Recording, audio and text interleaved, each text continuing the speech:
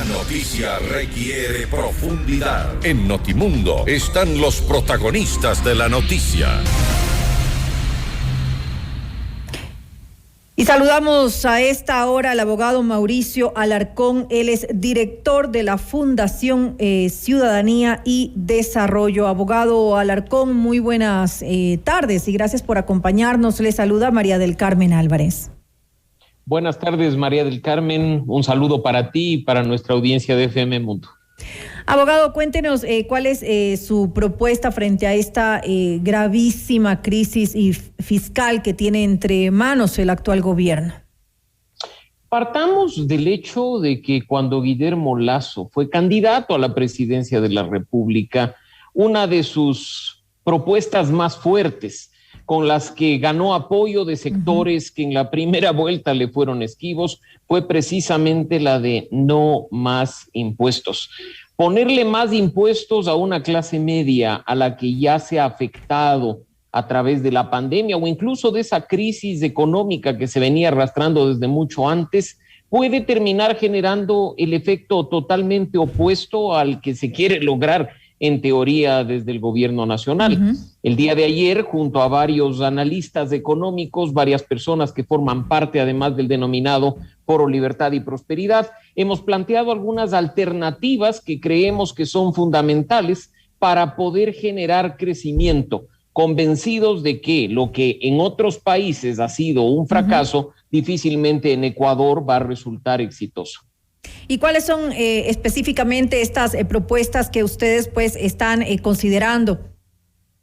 Partamos del hecho de que tiene que hacerse un análisis de lo que corresponde al gasto público. Si bien es cierto que, por ejemplo, la mayor parte de la denominada burocracia corresponde a los sectores de salud, de educación y de seguridad, hay algunos otros espacios que tienen que ser revisados y analizados. Esto no implica necesariamente, como muchos creen, despidos masivos en el sector público o dejar por fuera a quienes han venido haciendo una carrera administrativa en las instituciones públicas. Pero, por ejemplo, y esto es algo que muchos de quienes nos acompañan a través de la señal de FM Mundo comprenderán y darán la razón, hay instituciones públicas que en este momento, por ejemplo, noviembre, no tienen un nivel de ejecución presupuestaria adecuada. Les queda aún mucho presupuesto por ejecutar y empiezan a hacer gastos a tontas y locas para simplemente justificar que se les garantice los mismos recursos en el presupuesto 2022. Hay una teoría económica que ha sido planteada y que incluso es considerada por el presidente Lasso, entonces candidato, y por el grupo que lo acompañaba en ese momento, que es presupuestar con base cero, es decir, no forzar a las instituciones a gastar de manera excesiva porque simplemente deban cumplir con un tema de gasto, sino más bien analizar qué efectivamente sirve, en qué efectivamente se puede gastar, tratando de poner orden a una finanza pública que se viene arrastrando desde hace varios gobiernos. No es un tema de los últimos 10 años o de los últimos 14 años, son problemas de gasto público que se vienen arrastrando desde hace muchas décadas. Es decir, que debería haber un gasto más eficiente y de esta manera pues se reduciría. Ahora, hablaba usted hace un momento y decía no necesariamente significa una gran cantidad de despidos en el sector público. Sin embargo, sí, los gastos en su mayoría se van a sueldos y salarios. Entonces, de alguna manera habría que reducir el número de funcionarios públicos. Esto es inevitable. Habrá instituciones, María del Carmen, en las que haya que hacerlo, pero eso será producto de lo que el propio señor Lasso cuando era candidato dijo, una evaluación de la institucionalidad nacional en su integridad. ¿Dónde está dicha evaluación? Yo entiendo que hay urgencia por tapar un hueco y por reactivar la economía de cara al 2022, pero parecería ser que la urgencia es reactivar la economía estatal y no pensar en los ciudadanos. Mira que sería, por ejemplo, un asunto bastante fácil y hasta el día de hoy no escuchamos que se cobre pues todo lo que se está evadiendo de impuestos, cuentas pendientes que tiene el Servicio de Rentas Internas. ¿Por qué no se habla de la evasión tributaria?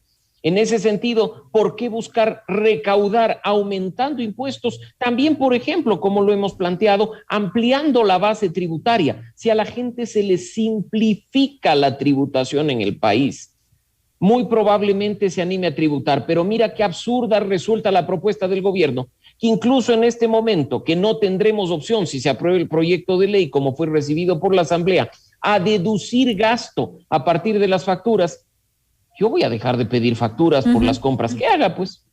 Da paso a la informalidad inevitablemente. Y a una informalidad que va a afectar, nos guste o no, la recaudación tributaria por parte del Estado. Disculpen, pero es una realidad innegable que en más de un espacio te dicen, le emito factura, es de este precio, sin factura le queden tanto. ¿Y quién está perdiendo en eso? El Estado, por supuesto, en su recaudación, porque tenemos un sistema complejo, un sistema que no le facilita a la gente tributar. El gobierno anterior intentó incluso, como ustedes saben, poner en marcha un régimen de microempresas, no lo logró de manera exitosa, trajo más complicaciones, e imagínate que en este momento, cuando algunos ya se estaban acostumbrando al régimen de microempresas, están esperando a ver qué pasa, porque tienen que nuevamente cambiar el sistema tributario. Así es que hay una falta de planificación, de continuidad y de políticas. Y el problema, echa mano nuevamente a los parches. Y el problema también de la informalidad es que pues se afectaría a otro impuesto que es el IVA, porque al no haber justamente lo que conversábamos hace un momento, al dar la opción de le facturamos o no, pues se va afectando justamente la recaudación de IVA. Totalmente, y este es el principal impuesto que genera ingresos en el sector público, porque cuando compras una botella de agua, una botella de cola, seas rico o no lo seas, vas a pagar el mismo IVA. Ahí es cuando uno ve que hay que ser muy cauteloso en las medidas que se tomen en materia tributaria, porque pueden terminar generando, como creemos va a generar esta propuesta, un efecto contrario al que efectivamente dicen se persigue. Ahora, se ha dicho también que pagamos poco en impuestos en nuestro país. ¿Es así esto? No, no es cierto. Muchas veces se echa mano de esos discursos simplistas, diciendo que los ecuatorianos pagamos poco en impuestos en comparación con otros países, cuando la realidad es que tenemos no que simplemente analizar esas cifras de manera fría, decir el IVA en un país es este, el IVA en otro país es este. Los ingresos de las personas difieren. El pago de otros tributos paralelos también impacta. Y mira que el gobierno, cuando estaban de candidatos, entendía también esto que nos planteó, la reducción del impuesto de salida de divisas hasta su eliminación, reducción del impuesto al consumos especiales en algunos que hasta el día de hoy pagamos y que no son consumos especiales. ¿Acaso eso consta en la propuesta tributaria? Muy positivo que, por ejemplo, se quite el IVA a los productos de primera necesidad asociados a las mujeres. Claro que sí, pero ¿dónde queda lo demás? Incluso se dijo que reduciendo y eliminando el impuesto a la salida de divisas era una forma de motivar el flujo de capitales, de ingreso y egreso al Ecuador. ¿Qué es lo que está pasando? ¿Es que acaso ya en el gobierno nos dimos cuenta que las propuestas que hacíamos como candidatos no funcionan? Entonces, háblenle claro al país, díganle las intenciones que en realidad quieren, pero no nos vengan a decir tampoco lo que habitualmente se menciona de que paguen los más ricos, cuando sabemos que los que vamos a terminar pagando masivamente esta reforma tributaria somos quienes pertenecemos a la clase media. ¿Qué efectos considera usted que podría tener entonces esta reforma tributaria? ¿No, de alguna manera no ayudaría, digamos, a la generación de empleo? Y le digo esto porque hay también otro impuesto, que es el impuesto al patrimonio, que de alguna manera pues se lo está considerando, que no se ha considerado únicamente para empresas que tengan determinado patrimonio, sino que se analice si han tenido ingresos o no durante el año. En ese caso, en caso de que no hubieran recibido ingresos, pues obviamente se quedarían sin liquidez.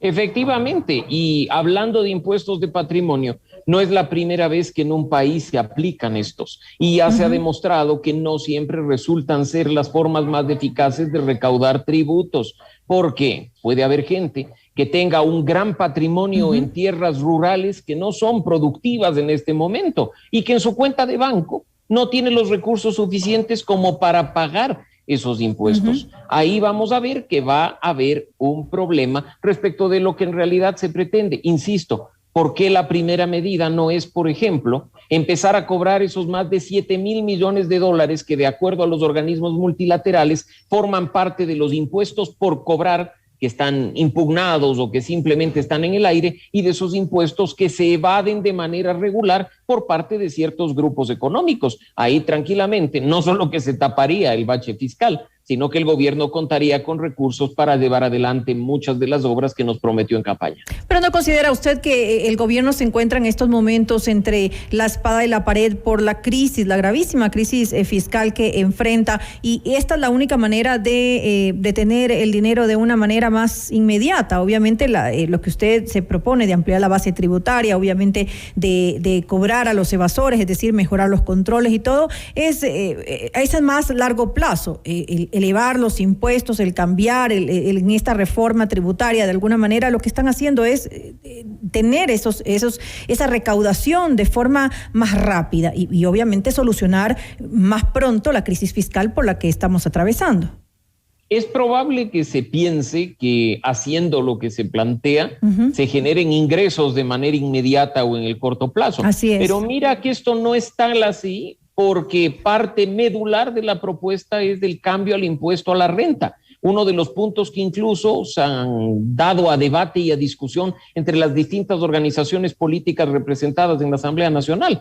Y el impuesto a la renta no se recauda automáticamente en enero. Se empieza a aplicar en el periodo fiscal 2022 y probablemente se recaude para 2023. Así es que eso que aparentemente sería recaudación inmediata, en muchos casos solo se lograría con estas contribuciones especiales o con este impuesto al patrimonio, no con lo que en realidad hay de fondo, que es un cambio al régimen tributario, particularmente al tema de la renta. ¿Estas propuestas ustedes las enviaron a la Asamblea Nacional?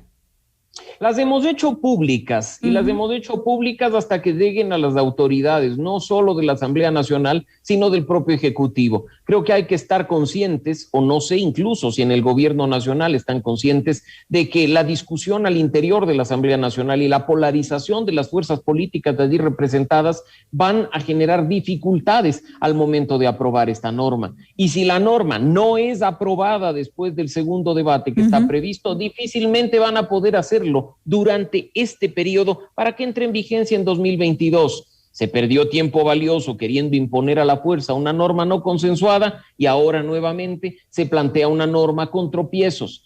Esto lo que evidencia probablemente es una falta de estrategia y una falta de planificación. Medidas parche una vez más y la clase media es la que termina pagando los platos rotos. En todo caso, esperamos que sea pues debatida y que sea también, que contenga pues las observaciones debidas en la Asamblea Nacional. Le queremos agradecer al abogado Mauricio Alarcón, él es director de la Fundación Ciudadanía y Desarrollo, por habernos acompañado en este espacio informativo.